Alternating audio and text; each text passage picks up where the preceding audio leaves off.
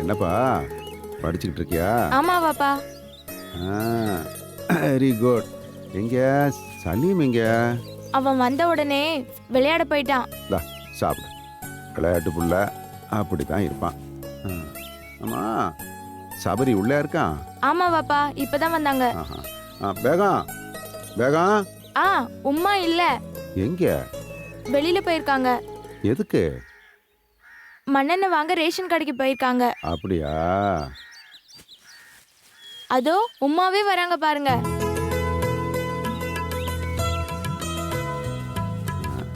வேகம் மண்ணெண்ணெய் வாங்க போனான்னு சொல்லிச்சு, எம்டி கேனோட வர்றா?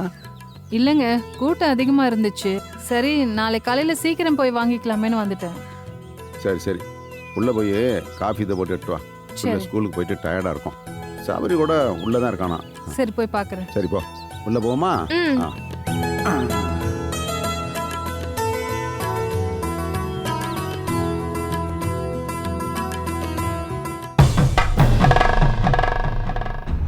என்னது? வண்டி சாவியை கீழே போட்டு போயிருக்கா? என்னங்க, சீக்கிரம் வாங்களேன். வாங்களேன், சீக்கிரம் வந்து பாருங்களேன்.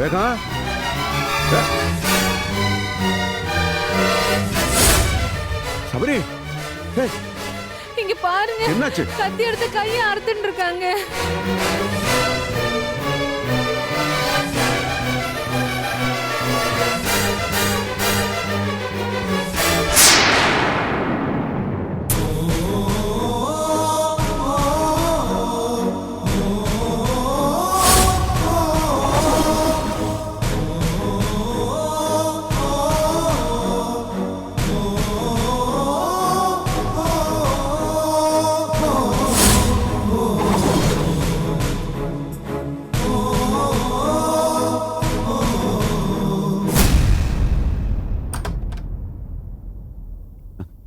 ஹர்ஷமா, சபரிக்கு எப்படி இருக்கு? இப்ப எதுவும் சொல்றதுக்கு இல்லைங்க.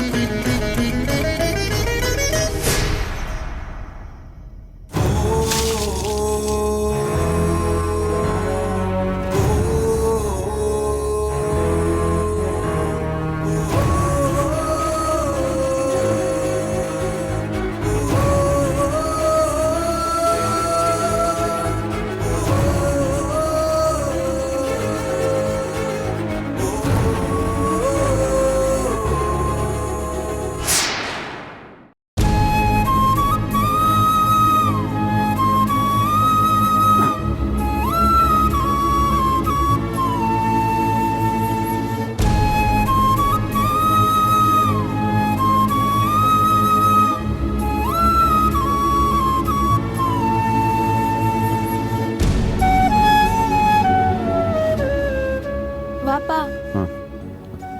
என்னம்மா? அங்கிளுக்கு ஒன்னும் ஆகாதுல்ல? ஒன்னும் ஆகாதம்மா. அல்ல நம்ம எல்லாரையும் பார்த்துக்கிட்டு தான் இருக்காரு. சபரி உயிருக்கு எந்த ஆபத்தும் வராது. அப்படியா? அப்படின்னா நீங்க ஏன் வாப்பா சோகமா இருக்கீங்க? கொஞ்ச நாளாவே அங்கிள் ஒரு மாதிரி டல்லா தான் வாப்பா இருக்காங்க. சாயங்காலம் அங்கிள் வீட்டுக்கு வரும்போதே அவர் முகமே சரியில்லை. அங்கிள் ஏன் இப்படி பண்ணிக்கிட்டாருன்னு தெரியல. ஒருவேளை நான் வீட்டுக்குள்ள இருந்திருந்தா அங்கிள் இந்த மாதிரி பண்ணிருக்க மாட்டாருல்ல.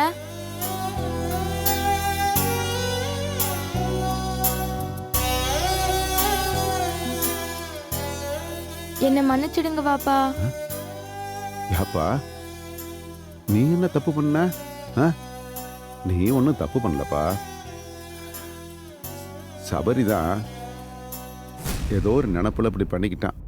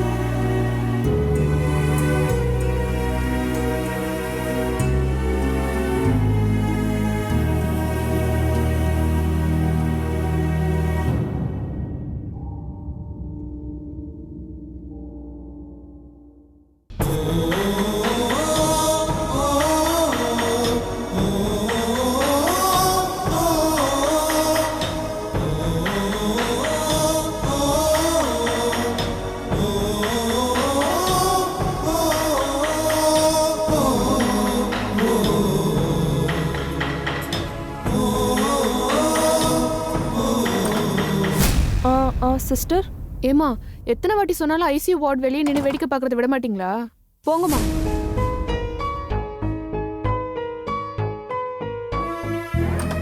ஏய் ஹாய் அனிதா. ஹாய். ஹாய். வா உள்ள போலாம். ம். வா உட்கார அனிதா.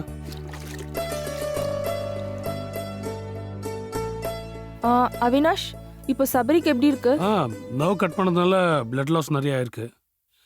சிச்சுவேஷன் ரொம்ப கிரிட்டிக்கல் தான்.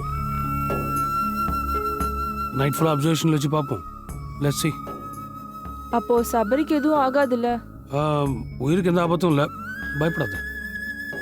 வேணா நைட் நான் இங்கே இருக்கட்டுமா? வேண்டாம் வேண்டாம், நைட் டியூட்டி வந்து தான் நான் பார்த்துக்கிறேன். நீ கிளம்பு.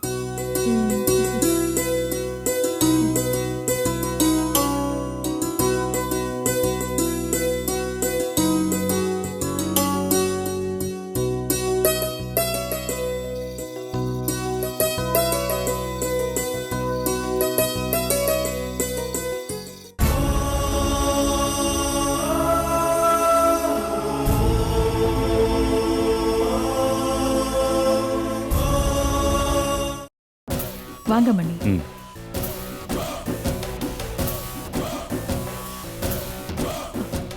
ஏன் இவ்ளோ லேட்டு? ஏன் மொத்தமா எடுத்துட்டு ஓடிடுவேன்னு நினைச்சியா? இந்த டீல் இதோட முடிஞ்சு போற விஷயம்னா பயம் இருக்கும். இப்பதானே ஆரம்பிச்சிருக்கோம், அதனால பயம்லாம் ஒன்றும் இல்லை. மொத்த ஆந்திராவும் நம்மளை தேடிட்டு இருக்கு தெரியுமா? அவங்க தேடிக்கிட்டே இருக்கட்டும், நான் கிடைக்க போறது இல்ல. சரி, பேக்கை கொடு. ம்.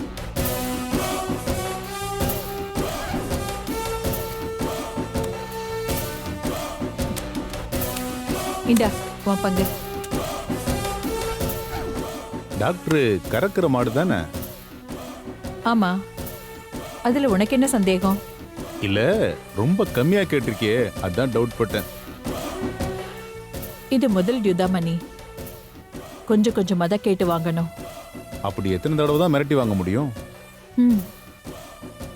நம்ம தொல்லை தாங்க முடியாம அவன் போலீஸ்க்கு போறதுன்னு எப்ப அவன் முடிவு எடுக்கிறானோ அப்ப நாம நழுவிடணும். ஆமாமா, போலீஸ் கிட்ட மாட்டினோம், நம்ம பழைய கேஸுக்கெல்லாம் உயிர் வந்துடும். அதுக்கப்புறம் நம்ம 2 பேரும் ஆயுஸ் முழுக்க ஜெயில தான் இருக்கணும்.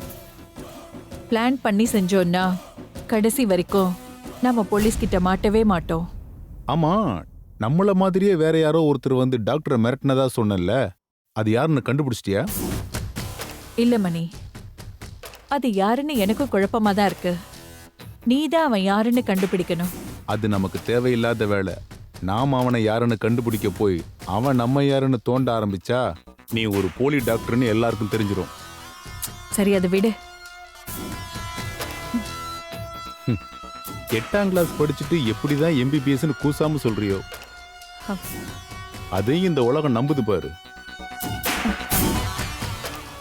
சரி, உனக்கு சேர வேண்டியது கிடைச்சிச்சுல, முதல்ல கிளம்பு. என்ன கோவமா? சும்மா தமாசுக்கு தானே சொன்னேன். ஹ, எனக்கு தூக்கம் வருது, கிளம்புறியா? Okay, good night. Good night. பாய்.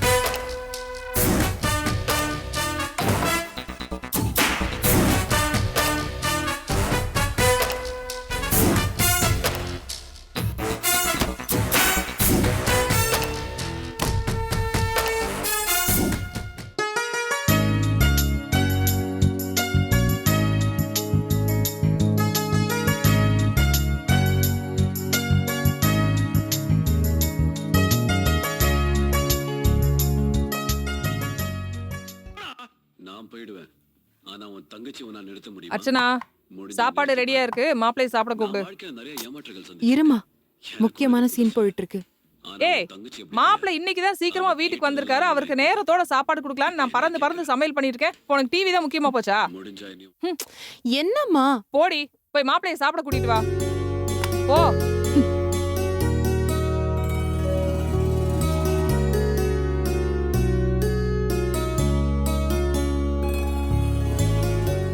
ஏங்க, சாப்பாடு ரெடி, வாங்க சாப்பிடலாம். இரு அர்ச்சனா, ஒரு முக்கியமான டிசீஸ் படிச்சுட்டு இருக்கேன். படிச்சு முடிச்சதும் வரேன். இதத்தான் நானும் எங்க அம்மா கிட்ட சொன்னேன். முக்கியமான சீன் ஒண்ணு போயிட்டு இருக்கு, அது முடிஞ்சதும் உங்க மாப்பிள்ளைய நான் கூட்டிட்டு வரேன்னு. ஆனா அவங்க என்ன பண்ணாங்க, டிவி ரிமோட் எடுத்து டிவி ஆஃப் பண்ணிட்டாங்க. அதே மாதிரி நானும் உங்க லேப்டாப்பை புடுங்கினதான் நீங்க சரியா வருவீங்கன்னு நினைக்கிறேன். ஏய், இரு இரு இரு, நான் ஷட் டவுன் பண்ணிட்டு வரேன். ம்.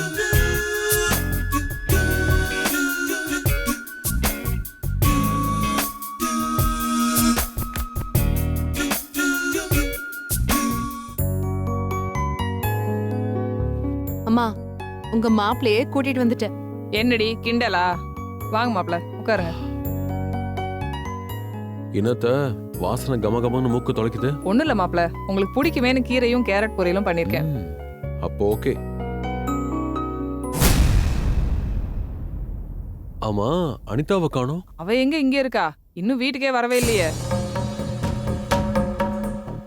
என்ன அர்ச்சனா, அனிதா ஏன் இன்னும் வரல? எனக்கு என்ன தெரியும்? தெரியாதா?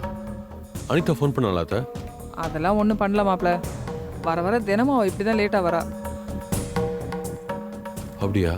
ஆமா மாப்பிள்ளை, அதைத்தான் நான் அன்னைக்கு உங்ககிட்ட சொல்ல வந்தேன். நீங்க எதுவும் டென்ஷன்ல கேட்காம போயிட்டீங்க. சரியாத்த, அனிதா வந்ததுக்கு அப்புறம் நான் விசாரிக்கிறேன். ம்.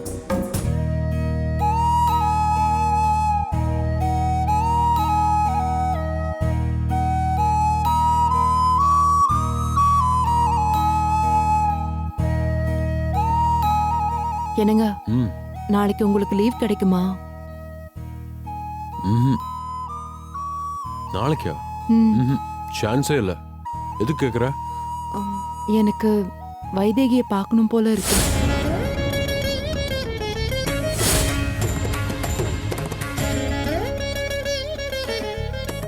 அதான் நீங்க ஃப்ரீயா இருந்தீங்கன்னா நம்ம 2 பேரும் போய் பார்த்துட்டு வந்துடலான்னு கேட்டேன். இல்ல அர்ச்சனா, நாளைக்கு முக்கியமான 2 ஆபரேஷன் இருக்கு. அம்மா என்ன திடீர்னு?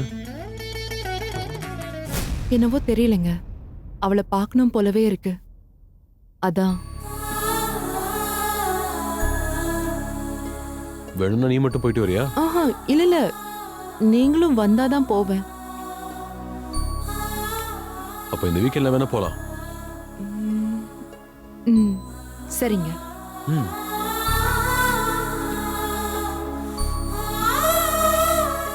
என்ன மாப்பிள்ளை, போதுமா? ம், போதும் அத்தை.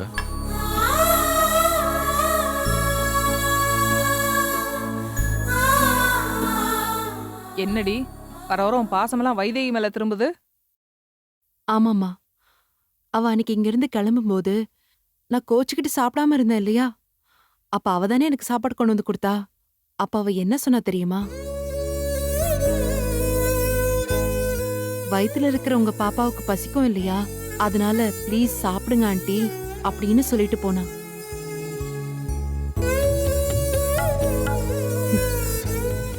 அத கேட்டதுல இருந்தே என் மனசு என்கிட்ட இல்ல. அதான் மறுபடியும் ஒரு முறை பார்க்கலான்னு தோணுது. ஏய் என்னடி, நானும் பார்த்துட்டே இருக்கேன், நீ பாட்டுக்கு பேசிட்டே போற. அவ என்னமோ குழந்தைத்தனமா பேசினாலும் இவ அவ மேல பாசத்தை காட்டுறாளாம்.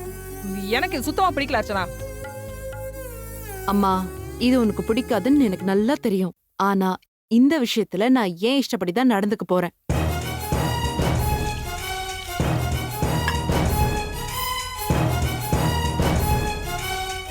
போடி போ. நான் எதுக்காக சொல்றேன்னு இன்னைக்கு இல்லனாலும் உனக்கு ஒரு நாள் கண்டிப்பா புரியும். அம்மா, நீ எதுக்காக சொல்றேன்னு எனக்கு இப்பவே நல்லா புரியுது. ஆனா எனக்கு ஏன் அவளை இப்பவே பார்க்கணும்னு ஏற்படுற நினைப்ப உன்னால என்னைக்குமே புரிஞ்சுக்க முடியாது.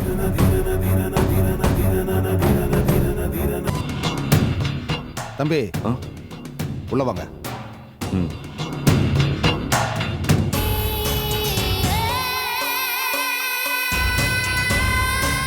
சுதாமா, தம்பி வந்துட்டாரு.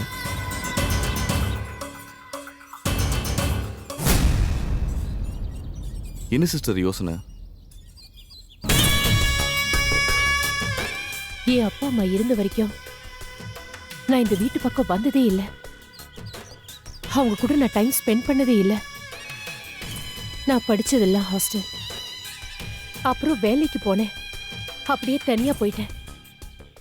நான் அவங்க பக்கத்துல இருந்திருந்தா நான் இன்னும் சந்தோஷமா இருந்திருப்பேன்.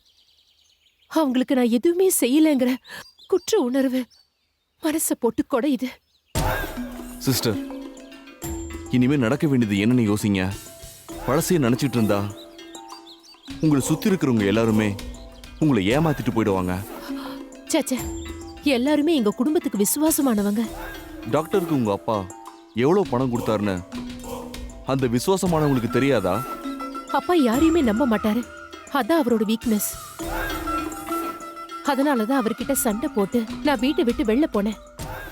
அப்புறம் போலீஸ் கேஸ்னு பிரச்சனை வந்ததுனால யாருக்கு எவ்வளவு பணம் கொடுத்தோங்கிற லிஸ்டும் அப்பா எழுதியும் வைக்கல.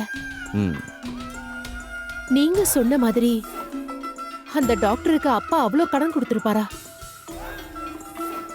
உங்களை நம்பி நானும் டாக்டரை போய் மிரட்டிட்டு வந்துட்டேன்.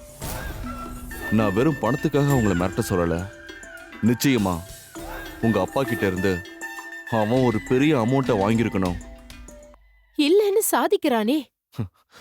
எந்த சாட்சியும் இல்லைன்னா கிடைச்ச வரைக்கும் லாபம்னு சுருட்டதானே பாப்பான். எந்த ஆதாரமும் இல்லாம நாம அவனை மிரட்ட முடியாதே. ஏன் மிரட்ட முடியாது? அவன் வீட்டுக்கு போங்க, அவன் பொண்டாட்டி முன்னாடியே பிரச்சனையை ஆரம்பிச்சு வைங்க. உண்மையிலேயே அவன் உங்க அப்பா கிட்ட பணம் வாங்கலனா அவ்வளவா பெருசா பதற மாட்டான். பணம் வாங்கியிருந்தா நிச்சயமா பதறுவான். அது எப்படி எந்த எவிடன்ஸும் இல்லாம நான் அவனுக்கு பிரஷர் கொடுக்க முடியும்?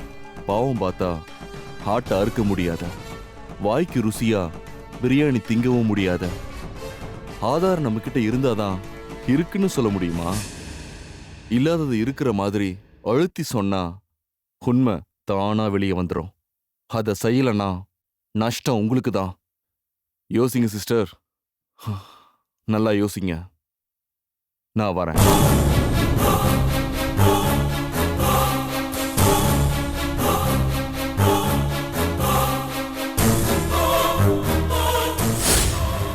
நட்ராஜ், நீ இனிமே நிம்மதியா இருக்க முடியாத. ஒவ்வொரு நொடியும் துடிக்க போற பாரு.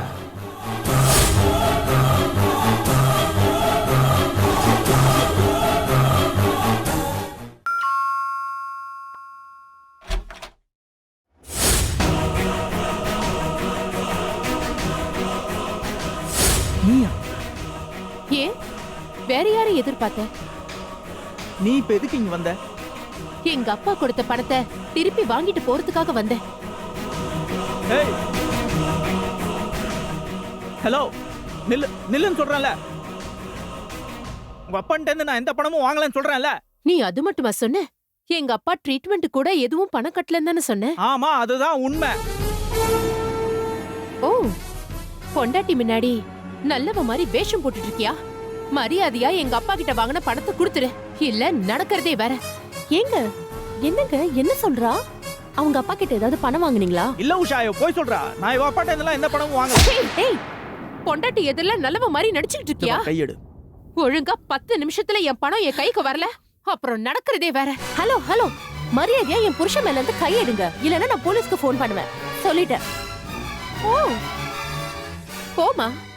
புருஷனை மீட்க போற நவீன சாவித்திரியே, போய் போலீஸ வர சொல்லு. நான் அவங்க கிட்டயே நியாயத்தை கேட்டுக்கிறேன். என்ன போலீஸ்னா பயந்துருவேன்னு நினைச்சிட்டு இருக்கியா? போலீஸ் இல்ல, மிலிட்டரிய வந்தாலும் நான் அதுக்கெல்லாம் பயப்பட மாட்டேன். என் பணத்தை வாங்காம நான் இங்கிருந்து நகர மாட்டேன். அப்படியா? ஏய் உஷா, நீங்க சும்மா இருங்க. வேணாம் உஷா, நான் சொல்றது கேளு ப்ளீஸ்.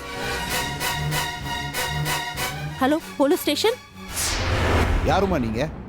இந்த நேரத்துல வீடு பூந்து கலாட்டா பண்ணிட்டு இருக்கீங்க? சார், இந்த ஆளு எங்க அப்பாக்கு கொடுக்க வேண்டிய பணத்தை கொடுக்காம இன்னைக்கு வா நாளைக்கு வான்னு சொல்லி ஏமாத்திட்டு இருக்காரு.